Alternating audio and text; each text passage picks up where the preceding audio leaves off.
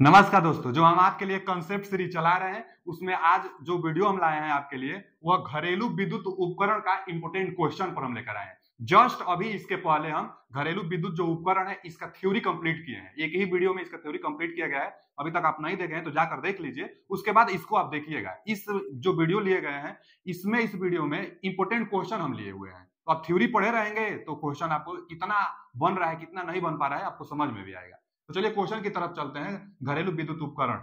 अच्छा, जो क्वेश्चन है किसी न किसी एग्जामों में आया हुआ ही है और पूरा अध्याय से जितना क्वेश्चन पॉसिबल है आगे एग्जामों के लिए सब हम लिए हुए हैं क्वेश्चन।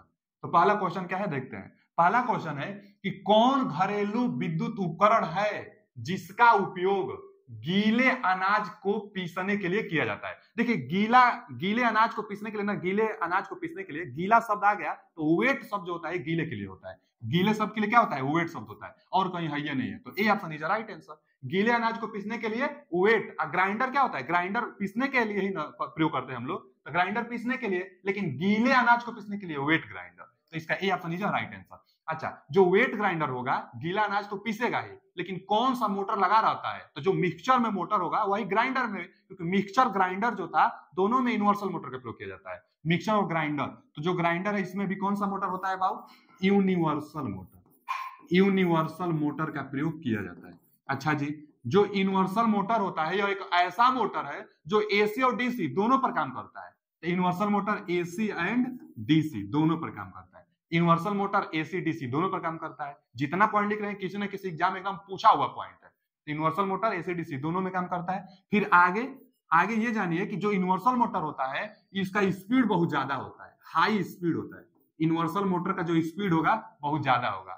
कितना होगा स्पीड भी पूछ लेता है। यूनिवर्सल मोटर का जो स्पीड होता है 3000 आरपीएम से लेकर 3000 आरपीएम से 14000 आरपीएम। 14000 आरपीएम। अच्छा, आरपीएम का फुल फॉर्म पूछ लेता है तो रिवोल्यूशन पर मिनट। आरपीएम का full form revolution per minute. एक मिनट में कितना चक्कर लगा रहा है उसी को रिवोल्यूशन पर मिनट कहते हैं। 3000 आरपीएम से 14000 आरपीएम होता है किसका स्पीड? तो यूनिवर्सल मोटर का बहुत हाई स्पीड होता है। डीसी सीरीज मोटर की तरह यह बिहेवियर दर्शाता है। तो इसका A option is right answer, wet grinder होगा। चलिए आगे अगला क्वेश्चन हम लोग पढ़ते हैं। आगे है कि निम्नलिखित में से कौन सा विद्युत रोधक एक इलेक्ट्रिक आयरन के तापन अवयव में उपयोग किया जाता है? अच्छा जी, जो इलेक्ट्रिक प्रेस था, इलेक्ट्रिक आयरन था, उसमें तापन अवयव, पहले तो जो हीटिंग एलिमेंट था उसमें नाइक्रोम का हम लोग प्रयोग करते थे, और अब इसमें क्या पूछा है कि कौन सा प्रयोग होता है। और ऐसे भी आप जाएंगे कि जो इलेक्ट्रिक आयरन होगा ये तो उसमें प्रयोग नहीं होता, ये भी प्रयोग नहीं होता, ये भी प्रयोग नहीं होता, बच गया माइका। माइका ही इलेक्ट्रिक आयरन में प्रयोग किया जाता है। अब माइका क्या होता है देखिए, आइए समझते हैं। जो इलेक्ट्रिक आयरन होगा त्रिभुजा आकार का, सबसे नीचे जो भाग होता है इसको हम लोग कहते हैं सोल प्लेट। सोल प्लेट कहते हैं। सबसे जो नीचे होता है उसको क्या कहते हैं बाबू? सोल प्लेट कहते हैं। यह किसका बना होता है? Soul plate. तो जो सोल प्लेट होता है माइल्ड स्टील का बना होता है। माइल्ड स्टील का। माइल्ड स्टील का क्या बना होता है? सोल प्लेट बना होता है, सबसे जो नीचे होता है। लेकिन आप देखेंगे ना एकदम सबसे इसका जो निचला सतह होगा वो एकदम मुलायम होता है। मुलायम किस कारण होता है? क्रोमियम का लेप किया जाता है। तो सोल प्लेट पर किसका लेप किया जाता है? तो क्रोमियम का। क्रोमियम का लेप किया जाता है। पूछता है यह भी क्वेश्चन। तो क्रोमियम, क्रोमियम, क्रोमियम होता है ना, क्रोमियम, क्रोमियम का लेप किया जाता है। हिंदी में भी हम लिख देते हैं क्रोमियम, क्रोमियम का लेप किया जाता है। ठीक है जी, क्रोमियम, क्रोमियम ऑक्साइड भी दे देता है। सबसे नीचे जो लेप किया जाता है क्रोमियम का। अच्छा जी, यह सबसे निचला पार्ट है, सोल प्लेट इसको कहते हैं। जस्ट इसके ऊपर क्या रखा जाता है? तो माइका भरा जाता है। जस्ट इसके ऊपर एक माइका रखा जाता है। अच्छा, जो माइका रखा जाता है देखिए इसी के जस्ट ऊपर क्या रखा जाता है बाबू? तो माइका रखा जाता है। ये जो रेड कलर से बना है ना, यह क्या है? रेड कलर वाला माइका है। माइका का काम क्या है? माइका एक इंसुलेटर मटेरियल है। जो माइका का काम है, माइका के जस्ट ऊपर क्या होगा? हीटिंग एलिमेंट होगा। इसी माइका के ऊपर जस्ट ऊपर हीटिंग एलिमेंट होता है। जो हीटिंग एलिमेंट होता है ना इसी माइका के ऊपर होता है, जिसमें हम लोग क्या करते हैं? सप्लाई देते हैं, यही गर्म गर्म हीट बनाता है। उसके बाद माइका के थ्रू सोल प्लेट पर उष्मा जाती है, उसके बाद आप आयरन करते हैं, प्रेस करते हैं। तो देखिए यह जो पार्ट है इसको हम लोग कहते हैं, जो यह वाला पार्ट है हीटिंग एलिमेंट, जो कि नाइक्रोम का बनता है। हीटिंग एलिमेंट जो कि नाइक्रोम, जहां उष्मा की बात है वह नाइक्रोम से बनता है। यह माइका है। अच्छा, माइका यह जो त्रिभुजाकार की बनाए सोल प्लेट के जस्ट ऊपर यह माइका। माइका एक ऐसा पदार्थ है, डाइलेक्ट्रिक मटेरियल है पहले तो माइका। डाइलेक्ट्रिक मटेरियल मतलब परावैद्युत पदार्थ। माइका एक ऐसा पदार्थ है जो उष्मा को जाने देता है लेकिन विद्युत धारा को नहीं जाने देता है। इसके संपर्क में है लेकिन विद्युत धारा नीचे नहीं जाएगा। एक बच्चा कमेंट में किया था कि माइका वह पदार्थ है जो विद्युत का कुचालक है परंतु उष्मा का सुचालक है। तो सही बात है, उष्मा का सुचालक का मतलब उष्मा जाने देगा और विद्युत का कुचालक का मतलब विद्युत धारा नहीं जाने देगी। तो माइका विद्युत का कुचालक होता है, उष्मा का सुचालक होता है। यह एक डाइलेक्ट्रिक मटेरियल है। डाइलेक्ट्रिक मटेरियल का मतलब यह होता है कि परावैद्युत पदार्थ, परावैद्युत पदार्थ है, परावैद्युत पदार्थ है। परावैद्युत पदार्थ क्या होता है? माइका होता है। माइका एक इंसुलेटिंग मटेरियल है। माइका एक क्या है? इंसुलेटिंग मटेरियल है। Insulating material, insulating material. Insulating मतलब विद्युत का कुचालक। तो वही पूछा गया, देखिए ना, विद्युत रोधक। विद्युत रोधक का मतलब जो उष्मा का, विद्युत रोधक मतलब जो चालक का विरोध करे। विद्युत रोधक मतलब जो चालक का विरोध करे। एक इलेक्ट्रिक आयरन में तापन अयों में उपयोग किया जाता है। तो इलेक्ट्रिक आयरन में माइका का प्रयोग करते हैं। इलेक्ट्रिक आयरन में माइका का, विद्युत रोधी होता है माइका होता है। अच्छा, जस्ट इसी के ऊपर क्या होता है बाबू? तो जो इसके ऊपर होता है ना, फिर अब उसके बाद इसके ऊपर जो होगा, यहां हम बना देते हैं, इसके ऊपर जिसका प्रयोग किया जाता है, तो इसको कहते हैं एक प्रेशर प्लेट। प्रेशर प्लेट क्या करता है? दबा कर रखता है नाइक्रोम को, माइका पर और सोल प्लेट पर दबा कर रखता है। तो इसको हम लोग कहते हैं प्रेशर प्लेट। प्रेशर प्लेट कहते हैं, ठीक है, प्रेशर प्लेट। प्रेशर प्लेट कहते हैं। प्रेशर प्लेट क्या करता है? तो नाइक्रोम वायर को दबा कर रखता है। अच्छा, प्रेशर प्लेट किसका बना होता है? तो प्रेशर प्लेट एस्बेस्टस का बनाता है। आगे सब क्वेश्चन पूछा है, यहीं पर हम बता दे रहे हैं। एस्बेस्टस, एस्बेस्टस, जो एस्बेस्टस होता है उसका प्रेशर प्लेट बना होता है। एक क्वेश्चन यह भी पूछता है कि विद्युत रोधी पदार्थ क्या होता है? तो माइका होता है, जो कि यही विद्युत रोधी पदार्थ माइका होता है। तो इसमें mica, C option is right answer. चलिए आगे, और जैसे क्वेश्चन आएगा वहां समझाते रहेंगे। आगे है कि एक स्वचालित विद्युत इस्त्री में, ऑटोमेटिक इलेक्ट्रिक आयरन में, अंदर के तापन तत्वों में इस्त्री की जाने वाली सामग्री तब उष्मा का संचालन किसके द्वारा होता है? भैया सोल प्लेट के द्वारा होता है। सोल प्लेट क्या है कि जैसे किसी वस्तु पर आपको इस्त्री करनी है तो जो सोल प्लेट है वही तो एकदम मुलायम होता है और आप उसको प्रेस करते हैं, तो उष्मा का स्थानांतरण जिस पर प्रेस करनी है किसके द्वारा होता है? सबसे तो सोल प्लेट के द्वारा होता है।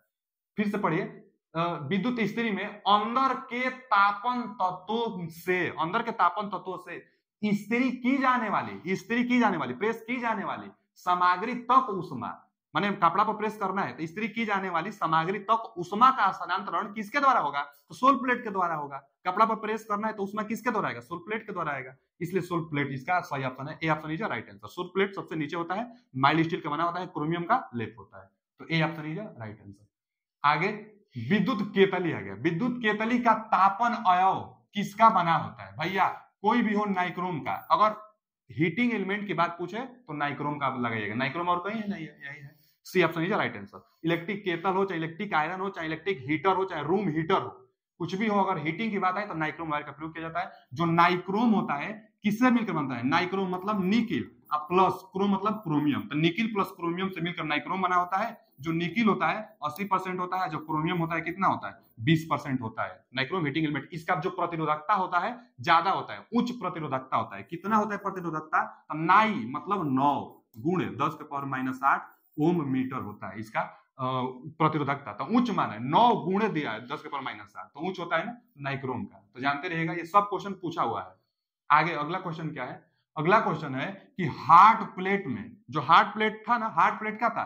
पोर्सेलिन चाहे चीनी मिट्टी का एक बर्तन, मतलब चीनी मिट्टी का गोलाकार बना हुआ था। इसी के अंदर हम लोग क्या कहते थे कि हीटिंग एलिमेंट का प्रयोग किया जाता है। हीटिंग एलिमेंट का इसको सप्लाई हम लोग देते हैं, तो हीटिंग एलिमेंट से अपना हीट बनाता है। तो किसका प्लेट बना होता है? हार्ड प्लेट में प्लेट जो यह बनेगा वो प्लेट किसका बनेगा? तो चीनी मिट्टी का। आगे पूछा क्या है कि हार्ड प्लेट में हीटर प्लेट पदार्थ से बना होता है। अब जो यह प्लेट होता है यह विद्युतीय होगा? तो नहीं, विद्युतीय तो होगा नहीं। फिर विद्युत है, विद्युत रोधी होता है। तो C option is right answer. विद्युत रोधी होगा। विद्युत रोधी, चीनी मिट्टी विद्युत रोधी होता है। उष्मा का सुचालक थोड़े है, उष्मा का कुचालक होता है। चाहे पोर्सेलिन से भी बनाया जा सकता है। तो यह विद्युत रोधी होता है। तब एक ही ऑप्शन है विद्युत रोधी, लेकिन तापीय चालक होता है। उष्मा का भले ग्रहण करेगा लेकिन विद्युत रोधी होगा। तो विद्युत रोधी, C option is right answer. और सब विद्युत दिया है, विद्युतीय होगा ही नहीं।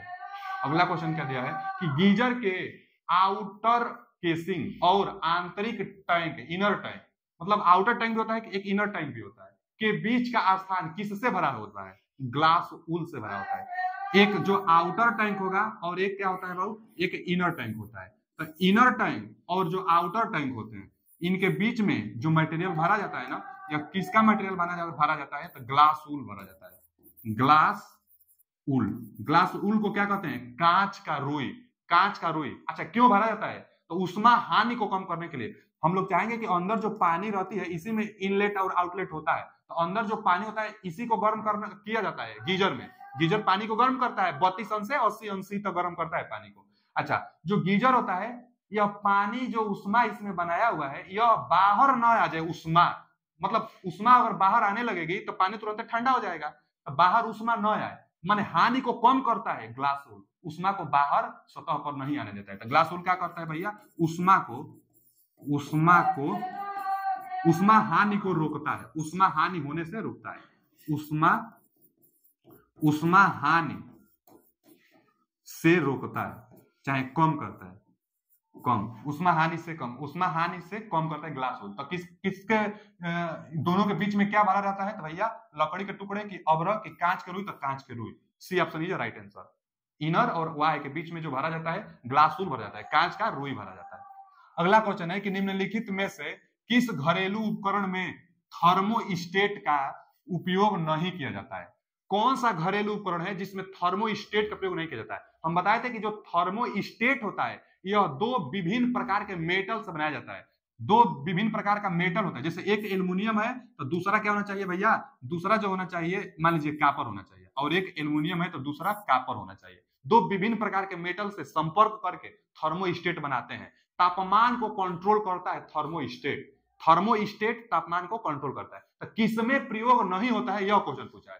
अब रेफ्रिजरेटर में तो होता है थर्मोस्टेट का, तापमान कंट्रोल करना होता है। एयर कंडीशनर मतलब एसी में भी थर्मोस्टेट का प्रयोग होता है, और गीजर में भी थर्मोस्टेट का प्रयोग होता है। जो एयर कंडीशनर होगा, एसी होगा और रेफ्रिजरेटर होगा, इनमें जो थर्मोस्टेट का प्रयोग किया जाता है यह कंप्रेसर में होता है। जो कंप्रेसर था गैस को संपीड़ित करता था, तो कंप्रेसर में थर्मोस्टेट का प्रयोग किया जाता है।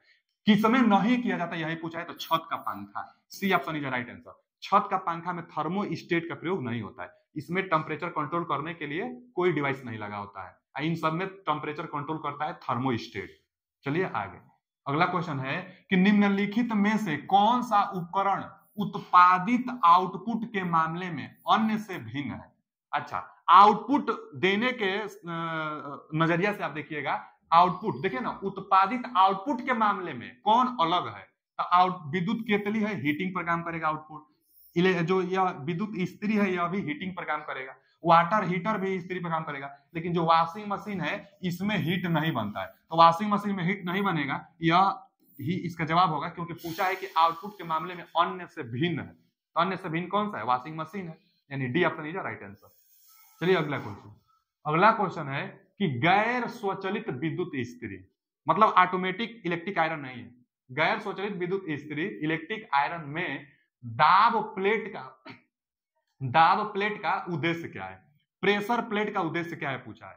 प्रेशर प्लेट भैया, जो प्रेशर प्लेट है सबसे ऊपर लगा था, हम बताए थे। अब प्रेशर प्लेट नाइक्रोम का जो एलिमेंट बना था उसको दबाकर सोल प्लेट पर चिपकाता था, ताकि सोल प्लेट पर हीट जाए माइका के चलते और कपड़ा प्रेस हो। तो दबाकर उसको रखता है किसको, नाइक्रोम एलिमेंट को सोल प्लेट पर। तो आगे देखिए, इस्त्री का हैंडल के पीछे और झुकने पर एक विश्रांति बिंदु प्रदान करता है, नहीं। तापन एलिमेंट के आंतरिक कनेक्शन को कवर करता है, ये भी नहीं। विद्युत एलिमेंट से इस्त्री की जाने वाली सामग्री उष्मा का स्थानांतरण करता है, ये भी नहीं। ये देखिए, तापन एलिमेंट को सोल प्लेट के सापेक्ष मजबूती से रखता है, तो यही सही है। जो प्रेशर प्लेट है वह नाइक्रोम का जो एलिमेंट है उसको प्रेस करके नीचे रखा रहता है, जिससे कपड़ा आसानी से प्रेस हो जाती है। तो यही है कि जो तापन एलिमेंट होगा, जो हीटिंग एलिमेंट नाइक्रोम का होगा, सोल प्लेट के सापेक्ष उसको मजबूती से रखता है। तो D option is right answer. Pressure plate का काम था, प्रेशर प्लेट एस्बेस्टस का बना होता है। आगे, एक एयर कंडीशनर की क्षमता निम्नलिखित में से किसमें व्यक्त की जाती है। एयर कंडीशनर मतलब एसी की क्षमता टन में। अब टन में क्यों व्यक्त की जाती है एसी की क्षमता, तो जो पहले रूम को ठंडा करना होता था तो बर्फ का इस्तेमाल किया जाता था, और जो बर्फ को मेजर किया जाता था टन में, कहा जाता था कि एक रूम को 24 घंटा अगर ठंडा करके रखना है तो बर्फ 1 टन चाहिए। 1 टन बर्फ जो था एक रूम को 24 घंटा ठंडा रखता था।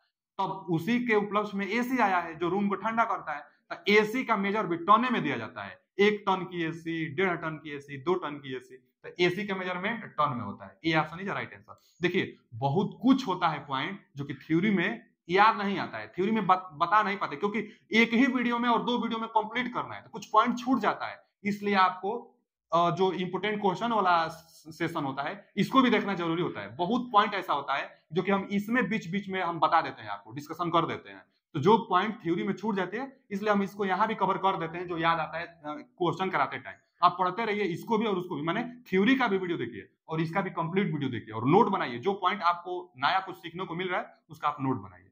चलिए आगे चलते हैं अगला क्वेश्चन की तरफ। दोनों वीडियो मतलब देखना जरूरी है तभी कंप्लीट तैयार हो पाएगा। आगे, तापमान के साथ रिक्त स्थान के प्रतिरोध के मान में काफी बदलाव होता है। अच्छा, तापमान के साथ प्रतिरोध बदलता है थर्मिस्टर का। देखिए 2 चीज होता है, एक होता है थर्मोस्टेट और एक होता है थर्मिस्टर।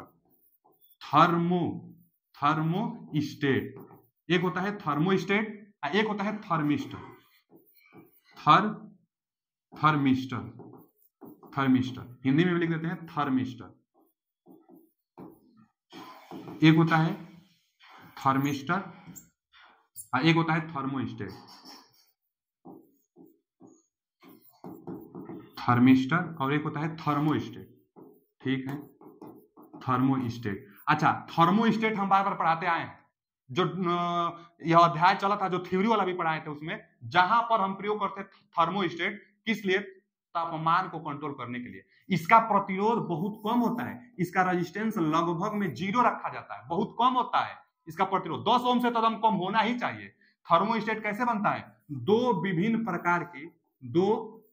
प्रकार की मेटल से, दो विभिन्न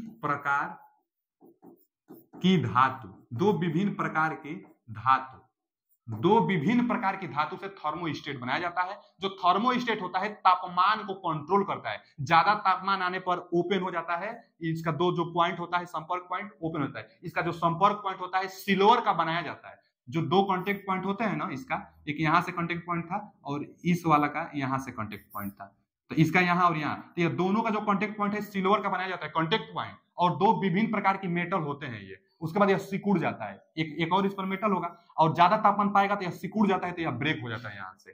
तो यह थर्मोस्टेट तापमान कंट्रोल करता था, जबकि थर्मिस्टर अभी नहीं हम पढ़ाए। थर्मिस्टर पढ़ाएंगे आपको पावर इलेक्ट्रॉनिक्स में आएगा। डीसी ड्राइव जब आएगा ना, एसी डीसी ड्राइव, जो पावर इलेक्ट्रॉनिक्स पढ़ना है उसमें, जैसे एसीआर पढ़ेंगे, डायक पढ़ेंगे, ट्रायक पढ़ेंगे, ट्रांजिस्टर से भी जो भी रिलेटेड होगा सब कुछ पढ़ेंगे। एसीआर पूरा एक फैमिली आता है, सब पढ़ेंगे हम लोग। तो उसी में थर्मिस्टर भी आएगा। थर्मिस्टर में थर्मल प्लस रजिस्टर, थर्मिस्टर में थर्मल प्लस रजिस्टर, थर्मिस्टर में थर्मल प्लस रजिस्टर, थर्मिस्टर में होता है। तो रजिस्टर तापमान पर निर्भर करता है, उसको थर्मिस्टर कहते हैं। थर्मिस्टर का रजिस्टर तापमान पर निर्भर करता है। वही पूछा है कि तापमान के साथ प्रतिरोध के मान में काफी बदलाव थर्मिस्टर में आएगा। B option is right answer. Thermistor में जो रजिस्टर होता है तापमान पर निर्भर करता है। थर्मोस्टेट जो होता है यह तापमान कंट्रोल करता है, ज्यादा होने पर यह ओपन हो जाता है। इसका B option is right answer. जानते रहिए, एकदम इंपोर्टेंट क्वेश्चन है यह कि तापमान के साथ प्रतिरोध किसका बदलता है, तो थर्मिस्टर का बदलता है। थर्मिस्टर के आप नाम से ही पकड़ लेंगे, थर्मिस्टर में रजिस्टर बदलेगा तापमान से, थर्मिस्टर। और थर्मोस्टेट तापमान को कंट्रोल करता है। आगे, घरेलू विद्युत उपकरण सामान्यतः इनमें से किस पर काम करने के लिए डिजाइन किया जाता है। भैया घरेलू उपकरण सामान्य इनमें से किस पर काम करने के लिए, तो सिंगल फेज की सप्लाई। यहाँ डीसी तो होता नहीं है, और ये त्रिभुजीय तरंग आकृति, मतलब ट्रेंगुलर बोल रहा है कि जो सप्लाई फ्रीक्वेंसी होती है ट्रेंगुलर होनी चाहिए, तो ट्रेंगुलर नहीं होती है। एसी आवृत्ति, मतलब एसी होगी आवृत्ति, आपूर्ति वोल्टेज, मतलब एसी सप्लाई वोल्टेज। हाँ, तो एसी सप्लाई वोल्टेज होगी, वो भी सिंगल फेज की। तो यहाँ सिंगल फेज की बात नहीं किया है, डीसी का है, ट्रेंगुलर का है, और यहाँ एसी का है, यहाँ चर आवृत्ति फ्रीक्वेंसी, चर आवृत्ति फ्रीक्वेंसी का है। चर आवृत्ति कोई बात नहीं होती है, आपूर्ति की होती है। आपूर्ति मतलब सप्लाई होता है, तो C option is right answer. AC आपूर्ति मतलब सप्लाई, एसी सप्लाई पर काम करता है घरेलू हम लोग का जितना उपकरण है वो।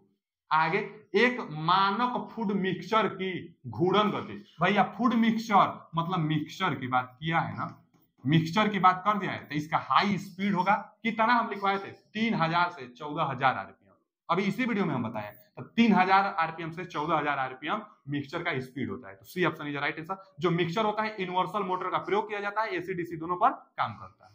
आगे बिजली का हीटर तैयार करने के लिए रिक्त स्थान का प्रयोग किया जाता है। नाइक्रोम आ गया तो सोचना ही क्या है, हीटिंग एलिमेंट नाइक्रोम का ही बनाया जाता है। जो नाइक्रोम होता है nickel plus chromium, nickel plus chromium से बनाया जाता है। कितना कितना परसेंटेज होता है, तो 80% निकिल होता है और 20% क्रोमियम होता है नाइक्रोम। तो C option is right answer. आगे अगला क्वेश्चन है कि विद्युत स्त्री के तापन को नियंत्रण करने के लिए, तापमान को नियंत्रण करने के लिए थर्मोस्टेट, तापमान को नियंत्रण करने के लिए किसका प्रयोग करेंगे, थर्मोस्टेट का। थर्मिस्टर तापमान से रेजिस्टेंस चेंज होता था, उसको थर्मिस्टर कहते थे, और थर्मोस्टेट तापमान को नियंत्रण करता है। थर्मोस्टेट दो विभिन्न प्रकार की मेटल से बनाई जाती है। इसका थर्मोस्टेट का रेजिस्टेंस कम से कम होना चाहिए, इसका रेजिस्टेंस कम से कम। अब ट्रांजिस्टर है, ट्रांजिस्टर हम बताए ना पावर इलेक्ट्रॉनिक्स, जब हम आपको पढ़ाएंगे एसी ड्राइव पावर इलेक्ट्रॉनिक्स आएगा, उसमें हम बताएंगे आपको ट्रांजिस्टर। ट्रांजिस्टर बीजेटी एक होता है, बीजेटी, बीजेटी का मतलब bipolar junction transistor. Bipolar junction transistor दो प्रकार के होते हैं, एनपीएन ट्रांजिस्टर, पीएनपीएन ट्रांजिस्टर, तो उसमें पढ़ेंगे या कंट्रोल में इसका भी प्रयोग करेंगे। फिर आगे रिले, तो रिले एक सेंसिंग डिवाइस है जो बहुत ज्यादा करंट होता है तो सेंस करता है और सर्किट ब्रेकर ऑपरेट होता है। तो ये सब ट्रांसमिशन लाइन में आएगा, ये वाला ट्रांसमिशन लाइन में आएगा, ये हम जब पावर इलेक्ट्रॉनिक्स पढ़ाएंगे उसमें आएगा। इसका तापमान को नियंत्रित करता है तो thermostat, A option is right answer. अगला क्वेश्चन क्या है कि माइक्रोवेव ओवन, जान लीजिए ओवन दो प्रकार का होता है, एक में हीटिंग एलिमेंट होता है उसको केवल ओवन कहते हैं। जब ओवन कहेगा तो हीटिंग एलिमेंट होता है, किसका बना होता है भैया, हीटिंग एलिमेंट की बात आ जाए तो नाइक्रोम का बना होता है। हल्का फुल्का अभी भोजन को गर्म करके रखता है ओवन। एक और ओवन होता है जिसको हम लोग कहते हैं माइक्रोवेव, माइक्रोवेव ओवन, जो जिसकी बात यह कर रहा है माइक्रोवेव ओवन। जो माइक्रोवेव ओवन होता है इसके अंदर हम लोग ना जिस वस्तु को रखेंगे, समोसा ब्रेड पकौड़ा जो कुछ भी इसमें रखेंगे अथवा पकाएंगे, तो इसमें हीटिंग एलिमेंट नहीं होता है। माइक्रोवेव ओवन में माइक्रोवेव पर काम करता है। कितना माइक्रोवेव की फ्रीक्वेंसी कितना होगी, तो जो माइक्रोवेव प्रयोग किया जाएगा उसकी फ्रीक्वेंसी 300 से लेकर 3000 किलो हर्ट्ज तक रहता है। 300 से 3000 किलो हर्ट्ज तक फ्रीक्वेंसी रहता है। इसमें हीटिंग एलिमेंट होता ही नहीं है। फ्रीक्वेंसी इतना ज्यादा होता है कि यह बार बार टक्कर खाता है। अब बार बार टक्कर खाने से जो समोसा ब्रेड पकौड़ा जो भी कुछ रखा रहेगा उस पर भी टक्कर खाएगा, तो उसका जो एलिमेंट होगा ना इतना टक्कर खाता है कि वो भी घर्षण से पक जाता है, हीट उत्पन्न हो जाएगी। बार बार जहां टक्कर होगा घर्षण होगा वहां हीट बनेगा। इतना फ्रीक्वेंसी ज्यादा है कि टक्कर होता है माइक्रोवेव का तो हीट बनता है और उससे अब पक जाता है। लेकिन जो भोजन रखेंगे इसमें यह कांच का प्लेट में ही रखा जाता है, ऐसे नंगे नहीं रख दिया जाता है। कांच का बंद एक कुछ डिवाइस रहेगी उसके अंदर हम लोग रखेंगे ताकि जो हमारा वस्तु रहेगी वो अभी सुरक्षित रहे, और उसमें हम लोग क्या करेंगे कि माइक्रोवेव से कर देंगे। लेकिन यह जो माइक्रोवेव उत्पन्न होती है यह कहां से, तो मैग्नेट्रॉन से उत्पन्न होता है। यही पूछा है क्वेश्चन कि माइक्रोवेव ओवन का कौन सा भाग माइक्रोवेव उत्पन्न करता है, तो माइक्रोवेव मैग्नेट्रॉन भाग उत्पन्न करता है। इसमें हीटिंग एलिमेंट नाइक्रोम नहीं होता है, इसमें मैग्नेट्रॉन होता है। अब मैग्नेट्रॉन क्या करता है, माइक्रोवेव उत्पन्न करता है। तो माइक्रोवेव उत्पन्न कौन सा करता है, मैग्नेट्रॉन। बहुत इंपॉर्टेंट क्वेश्चन है, इसको आप जानते रहिएगा। तो मैग्नेट्रॉन होता है जो कि माइक्रोवेव उत्पन्न करता है। इसका फ्रीक्वेंसी पूछ लेता है तो 300 से 3000 किलो हर्ट्ज होता है। चलिए आगे, एक वैद्युत रूम हीटर आ गया ना, ठीक है। तापन की कौन सी विधि प्रयोग में लेते हैं, रूम हीटर आ जाए चाहे जिसमें नाइक्रोम का प्रयोग किया जाता है, हीटिंग एलिमेंट होता है, वह हीटिंग इफेक्ट पर काम करता है। प्रतिरोध, हीटिंग इफेक्ट का मतलब I²RT, हीट बराबर I²RT। हीट है इसका मतलब जूल होता है, एक अच्छा जूल होता है, कैलोरी भी होता है ना, कैलोरी थोड़ा बड़ा मात्रा है जूल से, तो पूछता है एक कैलोरी बराबर कितना जूल, तो एक जो कैलोरी होता है, एक कैलोरी कितना होता है 4.18 जूल होता है, 4.18 जूल। तो ये अभी आप जानते रहिएगा कि जो एक कैलोरी होगा 4.18 जूल होता है, कहीं कहीं 4.2 जूल देता है। ये भी कैलोरी चाहे जूल इसका मात्रक होता है, तो यहाँ हम लिख देते हैं जूल। अच्छा, रेजिस्टेंस ज्यादा रहेगा तो हीट उत्पन्न करेगा, तो रेजिस्टेंस हीटिंग कहिए चाहे हीटिंग इफेक्ट कहिए। नाइक्रोम वायर में धारा दी जाती है, रेजिस्टेंस होता है हाई, उसका रेजिस्टिविटी होता है, हीट बनाता है। क्वेश्चन पूछा है कि रूम हीटर में तापन की कौन सी विधि अपनाई जाती है, प्रतिरोध तापन, पहला ही ऑप्शन। क्योंकि प्रतिरोध है ना, हाई रेजिस्टेंस है, इसलिए हीट उत्पन्न करता है, तो प्रतिरोध तापन होता है। अब आगे देखिए, परावैद्युत तापन कहाँ प्रयोग होगा, डाइलेक्ट्रिक मटेरियल से कहाँ होगी, फिर आगे इंडक्शन से भी नहीं, आर्क से भी नहीं, तो इसका एक ही ऑप्शन है, ये प्रतिरोध तापन से हम लोग बनाते हैं। इसी को हीटिंग इफेक्ट भी कहते हैं हम लोग, हीटिंग इफेक्ट।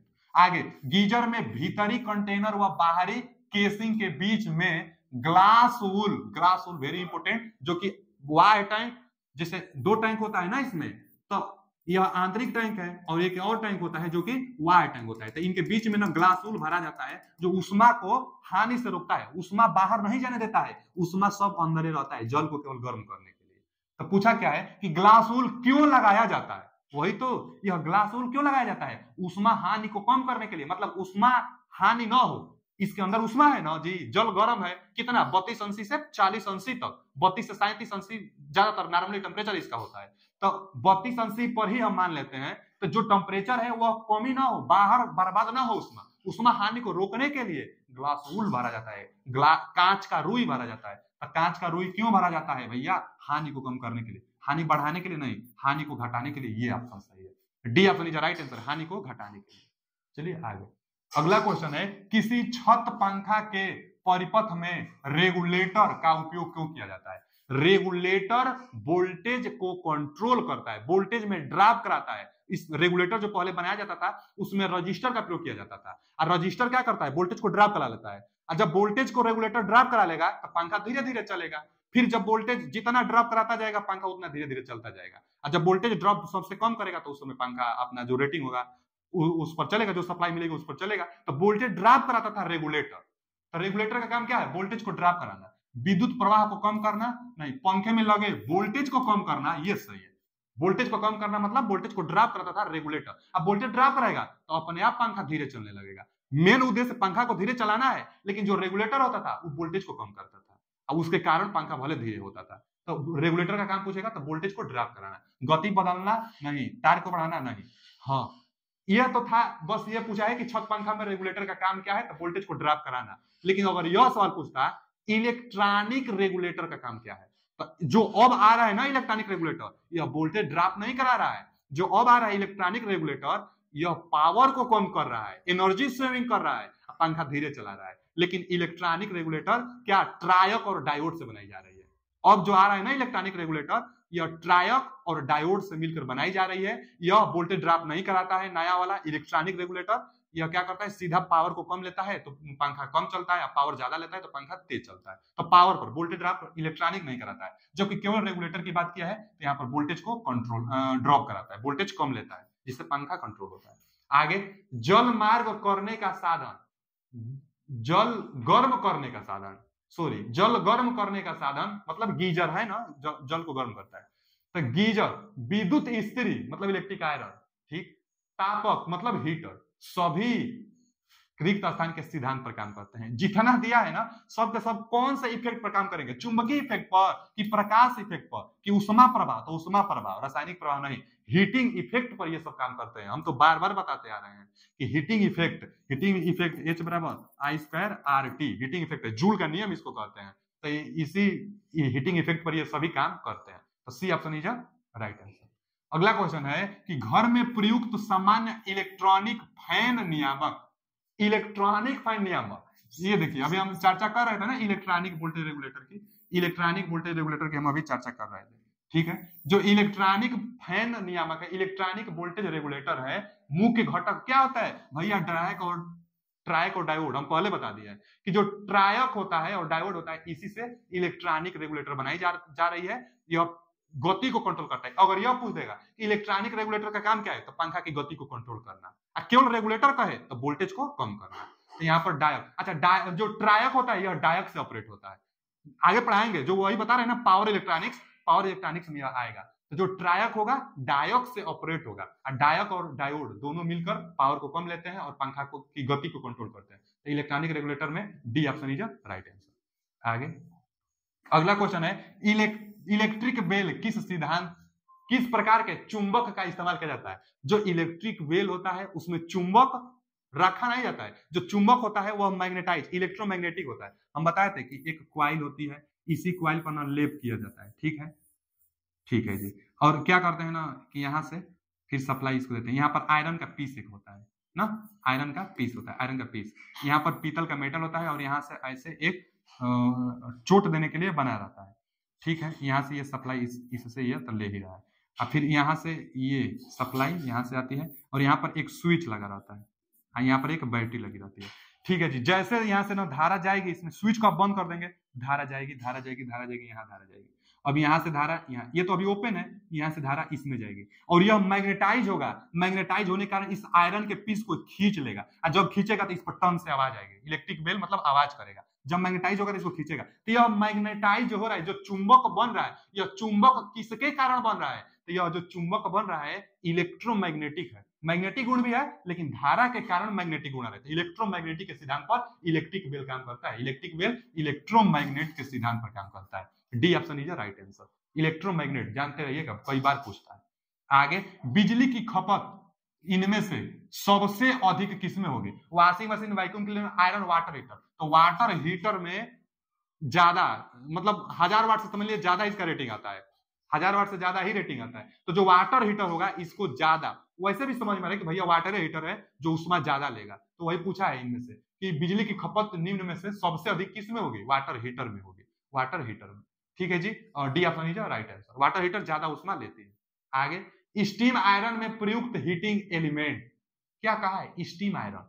जो आयरन था, इलेक्ट्रिक आयरन था, दो प्रकार का था, एक ऑटोमेटिक और एक स्टीम आयरन। तो स्टीम आयरन में जल छिड़काव की अलग से व्यवस्था होती है, बाकी सेम मटेरियल वही होता है। जो आयरन में जो ऑटोमेटिक जो आयरन में माइका था, प्रेशर प्लेट था, फिर जो सोल प्लेट था, जितना कुछ होता है, थर्मोस्टेट था, तो थर्मोस्टेट इसमें भी होगा, स्टीम आयरन में भी होगा। स्टीम आयरन में बस जल के लिए, वाष्प के लिए एक व्यवस्था होती है जिससे कपड़ा पर पानी थोड़ा अपने आप ले भी लेता है। तो स्टीम आयरन में प्रयुक्त हीटिंग एलिमेंट निम्नलिखित में से कौन सा होता है? तो सील्ड तो पहले प्रयोग नहीं होता है, खुली टंगस्टन होगा ही नहीं, तांबे का कॉइल होगा ही नहीं, एक ही ऑप्शन बच गया। अब माइका हम लोग जानते हैं कि आयरन में प्रयोग किया जाता है।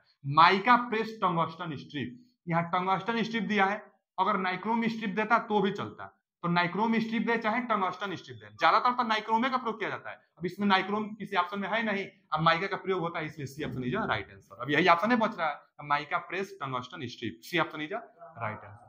अगला क्वेश्चन क्या है? विद्युत प्रेस में प्रयुक्त होने वाले इंसुलेशन पदार्थ कौन से है? फिर आया ना कि विद्युत प्रेस में इंसुलेशन पदार्थ, भैया माइका का प्रयोग करेंगे।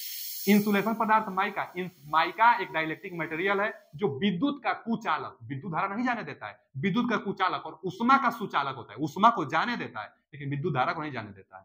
तो D option is right answer. Mica dielectric material है, यही इसका प्रयोग किया जाता है इलेक्ट्रिक आयरन में। आगे, एक स्वचालित विद्युत प्रेस, जो ऑटोमेटिक इलेक्ट्रिक आयरन है, तापमान नियंत्रक अवयव का नाम बताइए। भैया थर्मोस्टेट, हम तो बता दिए हैं कि जो थर्मोस्टेट होगा तापमान को कंट्रोल करेगा। तापमान नियंत्रण का मतलब तापमान को कंट्रोल करने वाला डिवाइस थर्मोस्टेट होता है, और कोई तो है नहीं। D option is right answer, thermostat. आगे दिया है उपकरण, हर उपकरण का पानी मतलब वाटर हीटर के लिए कमीशनिंग मतलब नियुक्तिकरण अथवा अधिष्ठापन से पहले इंसुलेशन प्रतिरोध से कम नहीं होना चाहिए। देखिए ना, इंसुलेशन प्रतिरोध की बात करें कहीं भी, पूरा ध्यान आपका, कहीं भी इंसुलेशन प्रतिरोध की बात करें 1 मेगा ओम से कम नहीं होना चाहिए। तो इंसुलेशन प्रतिरोध पूछा है, इंसुलेशन प्रतिरोध से कम नहीं होना चाहिए, 1 मेगा ओम से कम नहीं होना चाहिए। कहीं भी बात करें इंसुलेशन प्रतिरोध 1 मेगा ओम से कम नहीं होना चाहिए। C option is right answer. अगला क्वेश्चन है, एक टोस्टर, टोस्टर भी हीटिंग एलिमेंट पर काम करता है, नाइक्रोम का हीटिंग एलिमेंट लगा होता है। और क्या होता है टोस्टर? टोस्टर में हम लोग क्या करते हैं, इसमें भी भोजन हम लोग रखकर गर्म रखे रहते हैं। तो टोस्टर में भी नाइक्रोम होता है। कौन सा तापक एलिमेंट बना होता है? तो नाइक्रोम का। C option is right answer, nichrome का हीटिंग एलिमेंट नाइक्रोम का। आगे, एक विद्युत चलित इस्त्री, मतलब वही जो इलेक्ट्रिक आयरन है, इलेक्ट्रिक आयरन की बेस प्लेट में उष्मा किस प्रकार वितरित की जाती है? जो इलेक्ट्रिक आयरन था, हम बताए थे कि जो त्रिभुजाकार का बेस प्लेट होता है जिसको हम लोग सोल प्लेट भी कहते थे। सोल प्लेट किसका बना था? सोल प्लेट जो बना होता था, सोल प्लेट माइल्ड स्टील का बना होता था, क्रोमियम का लेप होता था। इसके ऊपर माइका प्रयोग करते थे, माइका उष्मा को जाने देता था, विद्युत धारा को नहीं जाने देता था। उसके ऊपर हीटिंग एलिमेंट लगा देते, उसके ऊपर प्रेशर कॉइल लगाते थे। थ्योरी पढ़िए आप, अच्छा से समझेंगे। फिर आगे इसमें बोला है इलेक्ट्रिक आयरन की बेस प्लेट में उष्मा किस प्रकार वितरित की जाती है। मतलब बेस प्लेट में उष्मा, इस पर माइका होगा ना बाबू, एक होगा माइका। मान लीजिए यह जो हम रखे हैं अभी माइका रखे हैं। अब माइका के ऊपर क्या होता है, हीटिंग एलिमेंट होता है। माइका के ऊपर हीटिंग एलिमेंट और उसके ऊपर प्रेशर कॉइल। तो बोला है ना कि सोल प्लेट में उष्मा यहां से यहां तक किस प्रकार आता है, यह सब संपर्क में है। यह हीटिंग एलिमेंट जो होगा माइका पर रहेगा। अब माइका सोल प्लेट से संपर्क में रहता है और धारा भले नहीं आएगी क्योंकि माइका ही कंट्रोल कर लेता है धारा को, उष्मा जाने देता है। तो पूछता है किस कौन सा विधि है कि उष्मा यहां तक आता है, उष्मा यहां तक आता है। उष्मा संचरण के केवल 3 विधि होता है। कौन कौन 3 विधि होता है, तीनों दिया है। एक तो होता है चालन विधि, उष्मा संचरण का एक होता है चालन विधि। चालन विधि वह विधि है जो कि वस्तु संपर्क में रहता है और हाई जहां उष्मा होगी और जहां लो उष्मा होगी वहां संचरण हो जाती है। तो हाई लेवल एनर्जी से, हाई लेवल हीट से लो लेवल हीट तक अगर उष्मा जाए तो उसको चालन मेथड कहते हैं। इसमें संपर्क बना रहता है। एक होता है कौन सी बचा, संवहन होता है। एक संवहन होता है, यह द्रव में हीट का स्थानांतरण होता है। संवहन द्रव में हीट का स्थानांतरण होता है। और एक जो होता है विकिरण होता है। एक होता है जो विकिरण होता है, एक जो होता है यह विकिरण होता है। यह दिखाई दे रहा है ना कैमरा में, यह विकिरण होता है। चालन, संवहन और विकिरण होता है। तो जो विकिरण होगा ना बाबू, यह इंडक्शन समझिए।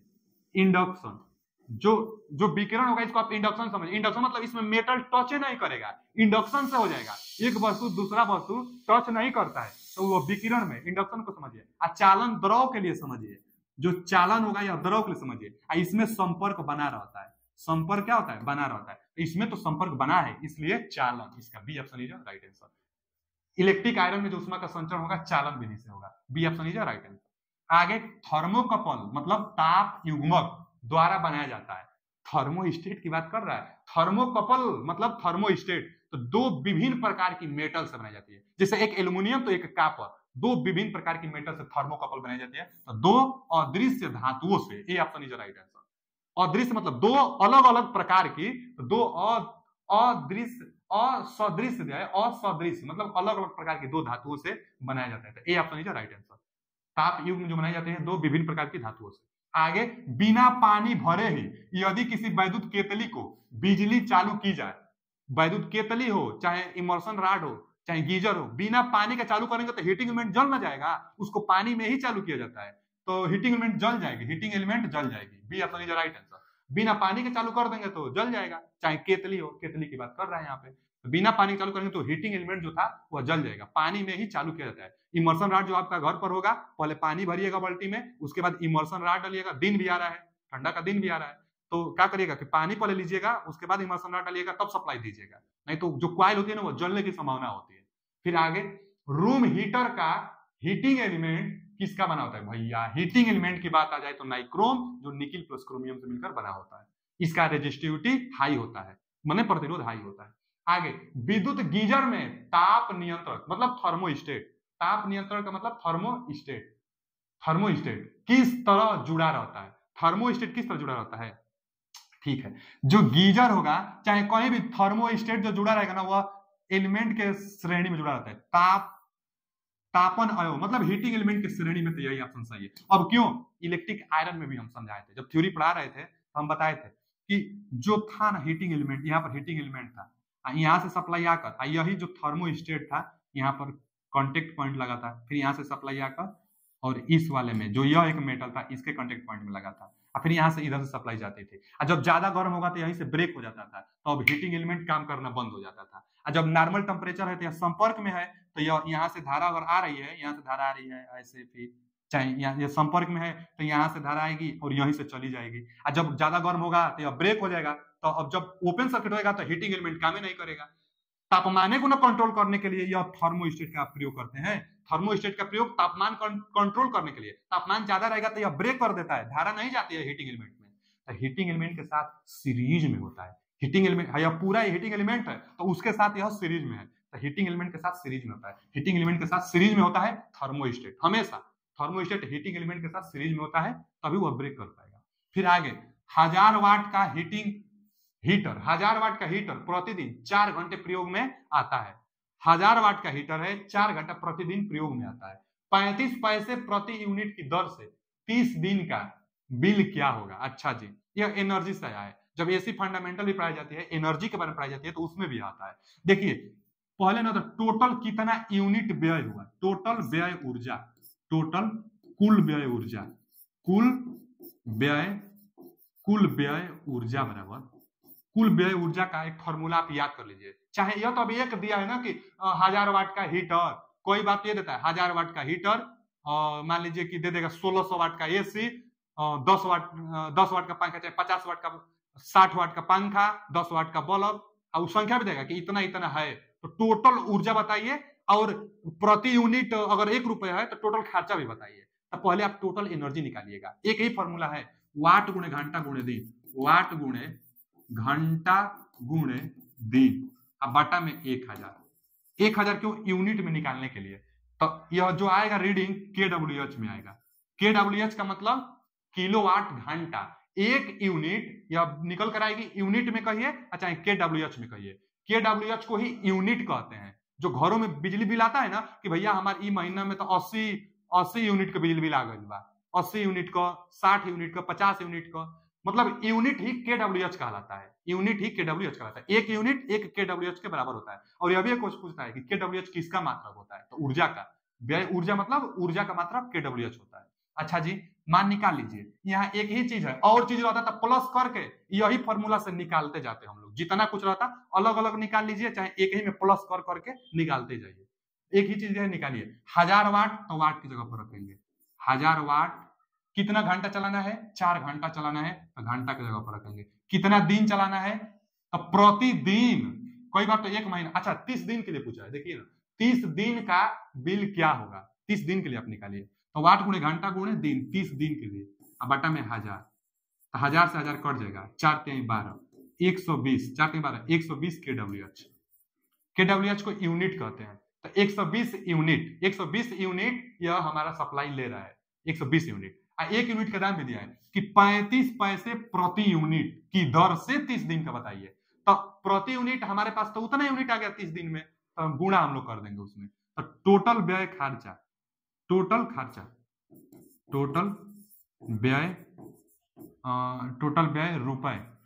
व्यय रुपए बराबर टोटल खर्चा बराबर 120 यूनिट है, और 120 यूनिट है और 35 पैसा बोल रहा है कि प्रति यूनिट का खर्चा लीजिए आप। तो 35 पैसा है, 100 से भाग देंगे तो रुपया में आएगा। ये सब रुपए में दिया है, तो 100 से भाग दिया रुपए में, वो पैसा में था। तो 1 0 से यह 1 0 कट जाएगा, 1 0 से 1 0 कट जाएगा ना। अब गुणा कर दीजिए, देखिए 12 5 60, 12 5 60, गुणा करिए तो कितना रहे? 12 5 60 का 0, हाथ में लगा 6, अब 12 3 36 और 6 38, एक है ना अभी 0, बटा में 1 0 है, 1 0 से 1 0, यानी 38 रुपए आ रहा है। टोटल 38 रुपए, कहाँ लिख दें? यहाँ लिख दें। टोटल 38 रुपए खर्चा निकल कर आ रहा है।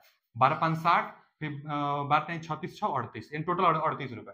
38 रुपए नहीं है, इनमें से कोई नहीं, D option is right answer. इसका इनमें से कोई नहीं जवाब होगा, D option is right answer. 38 रुपए टोटल आ रहा है। तो फॉर्मूला एक ही है, कैसा भी न्यूमेरिकल आएगा आप लगा दीजिएगा। इसी अध्याय में नहीं, बहुत ऐसा अध्याय है जिसमें यह क्वेश्चन पूछता है, तो बस यहाँ समझ लीजिए आप। चलिए आगे, अगला क्वेश्चन है कि कौन सा उपकरण इलेक्ट्रिक धारा के ऊष्मीय प्रभाव पर कार्य करता है? ऊष्मीय प्रभाव पर, वॉशिंग मशीन तो नहीं, टेबल, पंखा और फूड मिक्सर। टोस्टर होगा जो ऊष्मीय इफेक्ट पर काम करेगा। टोस्टर ऊष्मीय इफेक्ट, हीटिंग एलिमेंट नाइक्रोम लगा रहता है, बाकी सब में तो मोटर होता है। आगे है कि एकल तंतु वाले विद्युत तापक, मतलब इलेक्ट्रिक हीटर की तापमान सीमा क्या होगी? भैया हीटर की तापमान सीमा, चाहे नाइक्रोम की पूछे, हीटर में नाइक्रोम लगा रहता है, तो नाइक्रोम का तापमान सीमा जो ऑपरेटिंग होता है, हम बताए थे जो नाइक्रोम होता है इसका ऑपरेटिंग टेम्परेचर होता है नाइक्रोम का, ऑपरेटिंग टेम्परेचर लगभग में 980 पर अच्छा कार्य करता है। मेल्टिंग पॉइंट, ज्यादा तापमान देगा तो गल भी जाएगा, तो जो मेल्टिंग पॉइंट होगा, जो मेल्टिंग पॉइंट जिस पर यह गल जाएगी वो भी पूछता है 1480, कहीं 13 दे देता है, 1480 पर यह गल भी जाता है। तो यहाँ क्या पूछा है? तापक का तापमान सीमा, माने कार्य करने की सीमा था 980 वाला मान लीजिएगा। C option is right answer. और कहीं है नहीं 900, तो यही एक ऑप्शन है, C option is right answer. जो नाइक्रोम होता है उसका ऑपरेटिंग प्रिंसिपल अच्छा से काम करने के लिए 980 तक होता है, उससे ज्यादा नहीं, 980 तक। आगे विद्युत तापक, फिर आ गया कि इलेक्ट्रिक हीटर में प्रयुक्त ऊष्मा रोधी अचालक है। तो भैया चीनी मिट्टी। क्यों? इलेक्ट्रिक हीटर की बात कर रहे थे, चीनी मिट्टी। ग्लासुल होता नहीं है, अब्रक होता नहीं है, एस्बेस्टस होता नहीं है। ये सब किसमें होते हैं भैया? ये होता है गीजर में ग्लासुल का प्रयोग अलग करने के लिए आंतरिक और बाह्य, और एस्बेस्टस और अब्रक आयरन में प्रयोग किया जाता है। तो यहाँ पर चीनी मिट्टी होगा जो कि हीटर में प्रयोग किया जाता है। और यह क्या होता है? उष्मा रोधी भी होता है। चीनी मिट्टी उष्मा रोधी मतलब उष्मा को विरोध भी करता है। उष्मा रोधी चीनी मिट्टी, जैसे जो प्लेट होता है ना, जो प्लेट होगा, प्लेट में खांचे बने रहेंगे। इसी में ना हम लोग क्या करते हैं, वो टंगस्टन, अरे नाइक्रोम का हम लोग जो एलिमेंट होता है उसको लगाते हैं, सप्लाई देते हैं। यह विद्युत रोधी होता है। हमेशा ध्यान दीजिएगा कि जो चीनी मिट्टी होगा विद्युत रोधी का होगा, और जो प्लेट बना रहेगा चीनी मिट्टी की चाहे पोर्सिलीन दे देता है। चीनी मिट्टी चाहे पोर्सिलीन का बना होता है। क्यों? क्योंकि जो चीनी मिट्टी कहलाता है यह 3 मटेरियल से मिलकर बनता है। चीनी मिट्टी, पोर्सिलीन और क्वार्ट्स और फेल्डस्पर क्वार्ट्स और ये पोर्सिलीन तीनों से मिलकर चीनी मिट्टी बनाई जाती है। इसलिए पोर्सिलीन दे देता है कभी कभी, नहीं तो चीनी मिट्टी तो देगा ही। तो उष्मारोधी पदार्थ हीटर में चीनी मिट्टी भी ऑप्शन। आगे एक नए थर्मोस्टेट तापमान को कंट्रोल करता है। थर्मोस्टेट स्विच का प्रतिरोध होना चाहिए। तो भैया 0 चाहे बहुत कम, केवल कुछ हो, ये सही है। थर्मोस्टेट का प्रतिरोध का मान कम से कम होता है, हम बताए हैं। अभी देखिए वीडियो कंप्लीट, आप समझ पाएंगे कि जो केवल मतलब दिया है केवल कुछ ओम का, मतलब 10 ओम से कम है या 0, तो सही दिया है। कम से कम होता है थर्मोस्टेट का प्रतिरोध का मान। तो ए ऑप्शन इज राइट आंसर। अगला क्वेश्चन है कि गीजर की आंतरिक टंकी रिक्त स्थान की बनाई जाती है। गीजर का जो आंतरिक टंकी होगा, देखिए एक तो बाह्य टंकी और एक आंतरिक टंकी होता है। गीजर को अच्छी तरह से हम समझाए थे आपको। तो एक जो बाह्य टंकी होता है और आंतरिक टंकी, इसके बीच में ग्लासुल भरा जाता है। यह ग्लासुल है। पानी इसी में रहता है, 10 सेंटीमीटर नीचे ही पानी रहता है, क्योंकि जब पानी गर्म होगी तो थोड़ा ऊपर उठती है, आयतन बढ़ता है तो पानी थोड़ा ऊपर उठता है। एक यहाँ पर वेंट ट्यूब लगा रहता है कि अगर कभी थर्मोस्टेट काम न करे, टेम्परेचर बहुत ज्यादा हो जाए, तो जो भाप बनेगी, भाप के कारण यहाँ से जो डायफ्राम का ट्यूब होगा वो फट जाएगा और पानी बाहर निकल जाएगी, उसलिए सुरक्षा के लिए। फिर हम बताए थे कि इनलेट होता है, एक आउटलेट होता है। आउटलेट जो होता है वह यू चाहे जे आकृति के बनाया जाता है, क्योंकि कुछ पानी बचा रहे। नहीं तो हीटिंग एलिमेंट, पानी मान लीजिए कि पूरा आप आउट कर देंगे, पूरा पानी आप ले लेंगे, पूरा पानी सप्लाई दे देंगे तो हीटिंग एलिमेंट जल जाएगी। इसलिए कुछ ना कुछ पानी बचा रहता है इसमें। जो यह आंतरिक प्लेट, आंतरिक जो टैंक होता है, आंतरिक टैंक एल्यूमिनियम चाहे तांबा का बनाया जाता है। अब बाहर जो होता है, बाहर किसका बना होता है? जो बाहर का होता है आंतरिक, यह तांबा और धातु का बना होता है। जो बाहर होता है यह बना होता है, इसको हम लोग बोल सकते हैं किस चीज का जी, माइल्ड स्टील तो नहीं, मृदु आयरन ही लिख लीजिए। मृदु आयरन का यह बनता है। बाहर वाला मृदु आयरन को हम लोग क्या कहते हैं? सॉफ्ट आयरन कहते हैं। तो बाहर वाला मृदु आयरन का, और आंतरिक वाला क्या हम बताए हैं? आंतरिक वाला एल्यूमिनियम चाहे कॉपर का। तो अब इसमें यही पूछा है ना शायद, आंतरिक टंकी की बनाई जाती है। आंतरिक टंकी किसकी बनाई जाती है? तांबा, यहाँ दिया है, बी ऑप्शन। 3 आलेपित तांबा से आंतरिक टंकी बनाई जाती है। तो B option is right answer. ग्लासुल भरा जाता है दोनों को अलग करने के लिए। आगे, यदि मिक्सचर की आर्मेचर कुंडलन खुली हुई है, मिक्सचर की आर्मेचर कुंडलन खुली हुई है, तो क्या होगा? चलेगा ही नहीं, मिक्सचर चलेगा ही नहीं। C option. कैसे? जो मिक्सचर होता है सीरीज मोटर की तरह बिहेवियर करता है। और सीरीज मोटर बाबू क्या होता है? मान लीजिए मोटर है, यहाँ पर कार्बन, यह ब्रूस है, ठीक है, और फील्ड बाइंडिंग है। सीरीज मोटर की तरह, तो सीरीज में ना फील्ड बाइंडिंग जुड़ेगा। अब यही कहे, यह आर्मेचर है, यह फील्ड बाइंडिंग है, सीरीज में रहता है। अब पूछा है कि जो मिक्सचर होता है, आर्मेचर खुला है, यही आर्मेचर इसमें बाइंडिंग हुई। मान लीजिए कि यहाँ से संपर्क खुला हुआ है। आर्मेचर जो मोटर होता है, रोटर जो घूमता है, इसी पर आर्मेचर बाइंडिंग होती है। तो वह ओपन सर्किट है, चाहे खुला हुआ है, सप्लाई नहीं जा रही है इसमें, तो सीरीज में पुल होने के कारण जब सप्लाई नहीं जाएगा तो चलेगा ही नहीं। तो वही दिया है कि मिक्सचर चलेगा ही नहीं। C option. सीरीज में ना होता है, ओपन हो जाएगा तो चलेगा ही नहीं। इसका C option is right answer.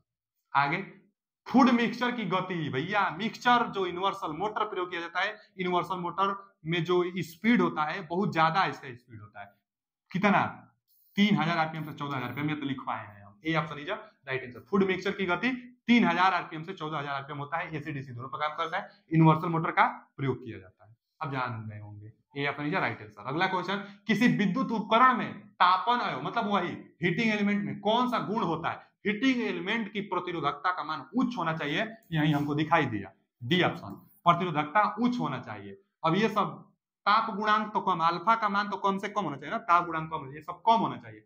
उच्च प्रतिरोधकता होनी चाहिए। कितना होता है नाइक्रोम के लिए? हम लिखवा रहे हैं, पूछ लेता है 9 × 10⁻8 ओम मीटर, कोई बात पूछता है ना भाऊ, ओम मीटर किसका मात्रक होता है? तो ओम मीटर प्रतिरोधकता का मात्रक होता है, माने रेजिस्टिविटी, रो का मात्रक ओम मीटर आता है। चलिए आगे, अगला क्वेश्चन है कि विद्युत कक्ष तापक इलेक्ट्रिकल रूम हीटर की 4 कुंडली ताप प्रदान करने के लिए निर्मित है। अच्छा, इलेक्ट्रिक रूम हीटर के 4 गो कॉइल लिया है, 4 कॉइल लिया है, अधिकतम ताप प्राप्त करने के लिए वे किस प्रकार जुड़ी रहनी चाहिए? भैया अधिकतम हीट बनाने के लिए जो चारों का चारों एलिमेंट दिया है उसको पैरेलल में कनेक्टेड होना चाहिए। पैरेलल में कनेक्ट, घरों का वायरिंग पैरेलल में ही क्यों किया जाता है? घरों की वायरिंग पैरेलल में करने से सभी डिवाइस के पास वोल्टेज एक समान पहुंचेगी, उसी तरह चारों एलिमेंट के पास पैरेलल में होने से वोल्टेज एक समान पहुंचेगा। अब वोल्टेज एक समान पहुंचने से अच्छा वह काम कर पाएगा, अच्छा हीट दे पाएगा। थ्योरी में हम एक क्वेश्चन भी लिए थे, आपको बताए थे हम, दो वहां पर एलिमेंट था, दोनों पैरेलल में था तो हाई हीटिंग दे रहा था, तो अच्छा हीटिंग देने के लिए चारों को पैरेलल में, चारों श्रेणी गलत, चारों समांतर ये सही है, चारों को समांतर में जुड़ने से वोल्टेज ज्यादा मिल जाता है। उम्मीद है कि आपको वीडियो अच्छा लगा होगा। वीडियो कैसा लगा आप कमेंट में करिए, और इसका पीडीएफ मौर्य टेक्निकल 25 टेलीग्राम में दे दिया जाएगा, डिस्क्रिप्शन में लिंक हम लगवा दे रहे हैं। बाकी आप जुड़े रहिए, आगे देखिए हम कौन सा अध्याय स्टार्ट करते हैं, अपने टाइम अनुसार हम अध्याय जरूर स्टार्ट कर उसका भी वीडियो लाएंगे जल्द। अभी के लिए थैंक यू, धन्यवाद।